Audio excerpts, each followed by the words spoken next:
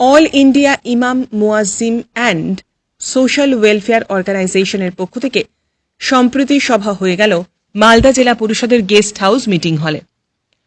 মালদার ইমাম মুয়াজ্জিমদের নিয়ে মালদায় সম্প্রীতি সভা করলেন নাখোদা মসজিদের ইমাম মোহাম্মদ শফিক কাশমি সাহেব।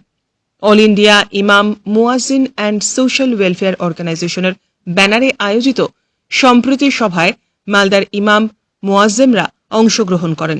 তাদের বিভিন্ন সামাজিক বার্তা দেন নাখোদা মসজিদের ইমাম মোহাম্মদ শফিক কাশমি সাহেব।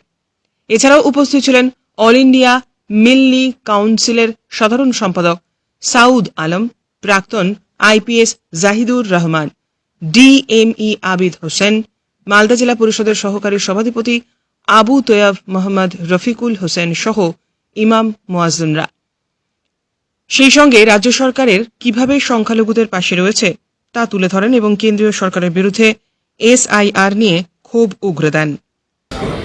দেখেন, আমাদের নাখোদা মসজিদের শাহী ইমাম সম্মানীয় মোহাম্মদ শফিক আলম সাহেব মালদা সফরে এসেছেন এবং কিছু বুদ্ধিজীবী এবং ইমাম মুয়াজ্জিন টিমের কিছু লোক নিয়ে উনি বসেছেন। এখান থেকে ওনার দক্ষিণ দিনাজপুরে একটা প্রোগ্রাম আছে, বড় প্রোগ্রাম। তো উনি কিছু বার্তা দেওয়ার জন্য, বিশেষ করে সামাজিক এবং সম্প্রীতির বার্তা এবং আমাদের পশ্চিমবঙ্গ সরকারের সম্মানীয় মুখ্যমন্ত্রী কীভাবে সংখ্যালঘুদের পাশে আছেন সেই জিনিসগুলো উনি তুলে ধরছেন।